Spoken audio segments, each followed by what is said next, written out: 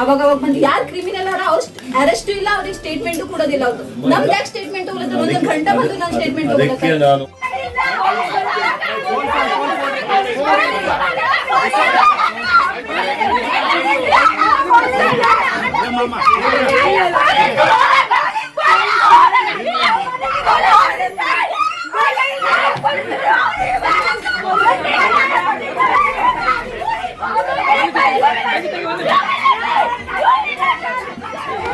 ಆತ್ಮಹತ್ಯೆ ಬಹಳ ಅತ್ಯಂತ ದುಃಖದ ಮತ್ತು ನೋವಿನ ಸಂಗತಿಯಾಗಿದೆ.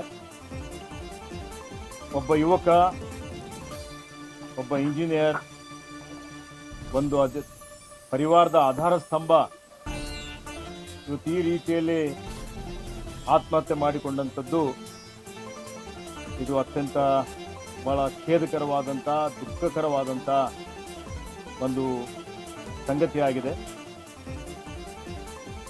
ಇಂಥ ಸಂದರ್ಭದಲ್ಲಿ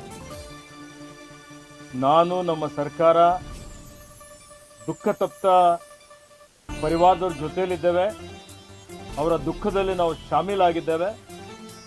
ಮತ್ತು ಈಗಾಗಲೇ ನಾನು ಬಹಳ ಸುದೀರ್ಘವಾಗಿ ಸಚಿನ್ ಪಾಂಚಾಳ್ ರವರ ಪರಿವಾರದ ಜೊತೆಯಲ್ಲಿ, ಅವರ ತಂದೆ ತಾಯಿ, ಅವರ ಅಕ್ಕ ತಂಗಿಯರ ಜೊತೆಯಲ್ಲಿ ಬಹಳ ಸಮಾಲೋಚನೆ ಮಾಡಿದ್ದೇನೆ. ಬಹಳಷ್ಟು ವಿಷಯಗಳು ಅವರು ನಮ್ಮ ಗಮನಕ್ಕೆ ತಂದಿದ್ದಾರೆ. ಪ್ರಮುಖವಾಗಿ ಸಚಿನ್ ಆತ್ಮಹತ್ಯೆ ಮಾಡಿಕೊಳ್ತಾನೆ ಅನ್ನುವಂಥ ಒಂದು ಮಾಹಿತಿ ಬಂದ ಮೇಲೆ ಇನ್ಸ್ಟಾಗ್ರಾಮ್ ಮೇಲೆ ಅವರ ಪರಿವಾರದವರು ಸುಮಾರು ಪೊಲೀಸ್ ಸ್ಟೇಷನ್ಗೆ 2-3 ಕಡೆ ಹೋಗಿ ದೂರು ಕೊಟ್ಟರು. ಸಕಾಲದಲ್ಲಿ ಪೊಲೀಸರು ಆ ದೂರನ್ನು ಸ್ವೀಕಾರ ಮಾಡಿಲ್ಲ ಅನ್ನುವಂಥದ್ದು ಬಹಳ ಮಹತ್ತರವಾದಂಥ ಒಂದು ದೂರಾಗಿದೆ. ಇದ್ರ ಬಗ್ಗೆ ಈಗಾಗಲೇ ನಾನು ಪೊಲೀಸ್ ವರಿಷ್ಠಾಧಿಕಾರಿ ಅವರಿಗೆ ತನಿಖೆ ಮಾಡಿ ಕ್ರಮ ತೆಗೆದುಕೊಳ್ಳ್ರಿ ಅಂತ ಹೇಳಿದ್ದೇನೆ. ಕೆಲವೊಂದು ಪೊಲೀಸರ ಮೇಲೆ ಕ್ರಮ ಆಗಿದೆ, ಇನ್ನು ತನಿಖೆಯನ್ನು ನಡೀತಾ ಇದೆ ಅಂತ ಹೇಳಿದ್ದಾರೆ. ಯಾವ ಪೊಲೀಸ್ ಸ್ಟೇಷನ್ನಲ್ಲಿ ಯಾರ್ಯಾರು ಪೊಲೀಸ್ ಅಧಿಕಾರಿಗಳು ಇವತ್ತು ನಿರ್ಲಕ್ಷ್ಯ ತೋರಿಸಿದ್ದಾರೆ, ನಿಯಮಾನುಸಾರ ಅವ್ರ ಮೇಲೆ ಇವತ್ತು ಕ್ರಮ ಆಗ್ತದೆ ಅನ್ನುವಂಥ ಒಂದು ಮಾತನ್ನು ನಾನು ಇಲ್ಲಿ ಹೇಳಿಕೆ ಬಯಸ್ತಾ ಇದ್ದೀನಿ. ಅದರ ಜೊತೆಯಲ್ಲಿ ಸಚಿನ್ ಪಾಂಚಾಳ್ ತನ್ನ ಒಂದು ಡೆತ್ ನೋಟ್ನಲ್ಲಿ ಏನು ಮರಣ ಪತ್ರ ಬರೆದುಕೊಟ್ಟು ಸಾವಿಗೀಡಾಗಿದ್ದಾರೆ. ಈ ಪ್ರಕರಣ ಈಗಾಗಲೇ ರೈಲ್ವೆ ಪೊಲೀಸರು FIR ಹಾಕಿ ತನಿಖೆಯನ್ನು ಅವರು ಮಾಡ್ತಾ ಇದ್ದಾರೆ. ನಾನು ಬರೋ ಹೊತ್ತಿನಲ್ಲಿ ನಮ್ಮ ಪೊಲೀಸ್ ಅಧಿಕಾರಿಗಳಿಗೆ ನಾನು ವಿಚಾರಿಸಿದ್ದಾಗ ಇದು ರೈಲ್ವೆ ಪೊಲೀಸರೇ ತನಿಖೆ ಮಾಡ್ತಾ ಇದ್ದಾರೆ ಅನ್ನುವಂಥ ಒಂದು ಮಾಹಿತಿಯನ್ನು ಕೊಟ್ಟಿದ್ದಾರೆ. ನಾನು ಸನ್ಮಾನ್ಯ ಮುಖ್ಯಮಂತ್ರಿಗಳ ಜೊತೆಯಲ್ಲೂ ಮಾತನಾಡಿದ್ದೇನೆ. ಇವತ್ತು ಈಗಾಗಲೇ ನಾವು ಈ ಒಂದು ಪ್ರಕರಣದಲ್ಲಿ ಏನು ಸಚಿನ್ ಸಾವಿಗೆ ಕೆಲವರು ಪ್ರಚೋದನೆ ಮಾಡಿದ್ದಾರೆ, ಕಿರುಕುಳ ಕೊಟ್ಟಿದ್ದಾರೆ ಅನ್ನುವಂಥ ಅವರ ಏನೊಂದು ಡೆತ್ ನೋಟ್ನಲ್ಲಿ ಬರೆದಿಟ್ಟು ಹೋಗಿದ್ದಾರೆ, ಅದ್ರ ಬಗ್ಗೆ ನಿಷ್ಪಕ್ಷಪಾತವಾಗಿ, ಪಕ್ಷಾತೀತವಾಗಿ ಇದ್ರ ಬಗ್ಗೆ ಇವತ್ತು ಎಲ್ಲರಿಗೂ ಭರವಸೆ ಮೂಡುವಂಥ ರೀತಿಯಲ್ಲಿ ಪಾರದರ್ಶಕವಾಗಿ ತನಿಖೆ ಆಗ್ತದೆ. ರಾಜ್ಯ ಸರ್ಕಾರ CODಗಿರ್ಬೋದು ಅಥವಾ ಇತರ ಸಂಸ್ಥೆಗೂ ಈ ಒಂದು ತನಿಖೆಯನ್ನು ಒಪ್ಪಿಸಿ ಇವತ್ತು ಯಾರು ಆರೋಪಿಗಳಿರ್ಬೋದು, ಯಾರು ಇದರಲ್ಲಿ ಇವತ್ತು ಈ ರೀತಿಯಲ್ಲಿ ಪ್ರಚೋದನೆ ಕೊಡಲಿಕ್ಕೆ ಪ್ರಯತ್ನ ಮಾಡಿ ಕಿರುಕುಳ ಕೊಟ್ಟಂಥದ್ದು, ಇವತ್ತು ಇದರಲ್ಲಿ ಅಂಥವ್ರ ಮೇಲೆ ಕಾನೂನು ರೀತಿಯ ಕ್ರಮ ಆಗ್ತದೆ. ಈ ಪರಿವಾರಕ್ಕೆ ನಾವು ಸಂಪೂರ್ಣವಾಗಿ ಬದ್ಧತೆ ಕೊಡ್ತೇವೆ. ಮತ್ತು ಸರ್ಕಾರದ ವತಿಯಿಂದ ಸರ್ಕಾರದ ಮತ್ತು ಖಾಸಗಿಯ ಜಂಟಿ ಸಹಭಾಗಿತ್ವದಲ್ಲಿ ಇವತ್ತು ಜೀವ ಅತ್ಯಮೂಲ್ಯವಾದಂಥದ್ದು, ಜೀವ ಮತ್ತೆ ಪುನಃ ಬರೋದಿಲ್ಲ.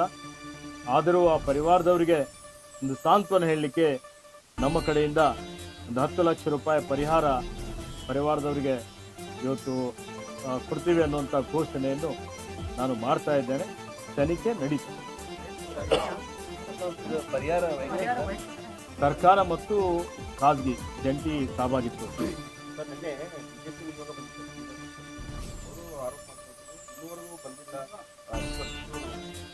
ಮಾಡಿಲ್ಲ ಅವರಿಗೆ ದೂರಿನ ರಾಜೀನಾಮೆ ಕೊಡಬೇಕು, 1 ಕೋಟಿ ರೂಪಾಯಿ ಪರ್ಯಾಯ ಕೊಡಬೇಕು. ತನಿಖೆ ಮಾಡಬೇಕು. ನೋಡಿ, ನಾನು ಬೆಳಗಾವಿಯಲ್ಲಿ ನಮ್ಮ ಕಾಂಗ್ರೆಸ್ ಪಕ್ಷದ ಅಧಿವೇಶನದ ಅಂದರೆ ರಾಷ್ಟ್ರಪಿತ ಮಹಾತ್ಮ ಗಾಂಧೀಜಿಯವರು ಏನು AICC ಅಧ್ಯಕ್ಷರಾಗಿ ಶತಮಾನೋತ್ಸವ ಆಚರಣೆ ಮಾಡುವಂಥ ಕಾರ್ಯಕ್ರಮದಲ್ಲಿ ಅತ್ಯಂತ ದುಃಖದ ಒಂದು ಮನಮೋಹನ್ ಸಿಂಗ್ರವರ ನಿಧನದ ಸುದ್ದಿ ಬಂದಾಗ ನಾವು ಅವರ ಒಂದು ಶ್ರದ್ಧಾಂಜಲಿ ಸಭೆಯಲ್ಲಿ ನಾವೆಲ್ಲ ಭಾಗವಹಿಸಿದ್ದೇವೆ. ನನಗೆ ಜಿಲ್ಲಾ ಪೊಲೀಸ್ ವರಿಷ್ಠಾಧಿಕಾರಿಗಳು ಮಾಹಿತಿ ಕೊಟ್ಟು ತಕ್ಷಣ ತನಿಖೆ ಮಾಡಿ ಅಂತೇಳಿ ಹೇಳಿ ಆ ಒಂದು ಪರಿವಾರಕ್ಕೆ ಭದ್ರತೆ ಕೊಡಿ ಅಂತ ಹೇಳಿದ್ದಾರೆ. ನಾನು ಹಾಲ್ಕಿಯಲ್ಲಿ ಇದ್ದುಕೊಂಡು ಬೀದರ್ನಲ್ಲಿ ಇದ್ದುಕೊಂಡು ಸಾಂತ್ವನ ಹೇಳಿಲ್ಲ ಅಂತ ಹೇಳಿದರೆ ಅದು ವಿಷಯ ಬೇರೆ ಆಗ್ತದೆ. ನಾನು ಬೆಳಗಾಂದಲ್ಲಿ ಇವತ್ತು ಬೇರೆ ಬೇರೆ ಶ್ರದ್ಧಾಂಜಲಿ ಕಾರ್ಯಕ್ರಮದಲ್ಲಿ ಭಾಗವಹಿಸುವಂಥ ಸಂದರ್ಭದಲ್ಲಿ ಅದಕ್ಕೂ ಒಂದು ರಾಜಕೀಯ ಲೇಪನ ಕೊಡುವಂಥದ್ದು ಎಷ್ಟು ಮಟ್ಟಿಗೆ ಸಮಂಜಸ ಅಂತ ಹೇಳಿ ಇವತ್ತು ಎಲ್ಲ ಮುಖಂಡರುಗಳು ಆತ್ಮಾವಲೋಕನ ಮಾಡಿಕೊಳ್ಳಲಿ ಅನ್ನುವಂಥ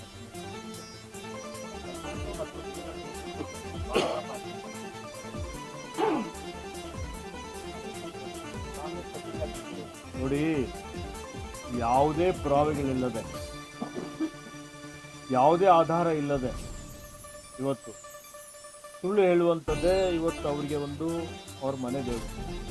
ಪ್ರತಿಯೊಂದು ಸಲ ಸುಳ್ಳೇ ಸತ್ಯ ಅನ್ನುವಂಥ ರೀತಿ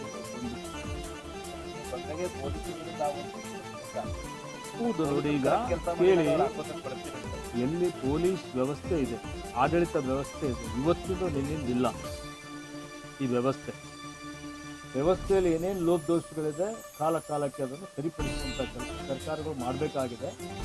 ಈಗಾಗಲೇ ಪರಿವಾರದವರು ನನ್ನ ಮುಂದೆ ತಮ್ಮ ಒಂದು ನೋವನ್ನು ತೋಡಿಕೊಂಡಿದ್ದಾರೆ. ಅದನ್ನು ಸರಿಪಡಿಸಲಿಕ್ಕೆ ಸರ್ಕಾರದ ಮಟ್ಟದಲ್ಲಿ, ಪೊಲೀಸ್ ಇಲಾಖೆ ಮಟ್ಟದಲ್ಲಿ, ನಮ್ಮ ಮಟ್ಟದಲ್ಲಿ ಏನು ಕ್ರಮ ತೆಗೆದುಕೊಳ್ಳಬೇಕು ಅಂತ ಹೇಳಿ ಅದನ್ನು ಮಾಡುವಂಥ ಕೆಲಸ, ಸುಧಾರಣೆ ಮಾಡುವಂಥ ಕೆಲಸ ನಮ್ಮ ಸರ್ಕಾರ ಮಾಡ್ತದೆ. ಪ್ರತಿಯೊಂದು ನೋಡಿ,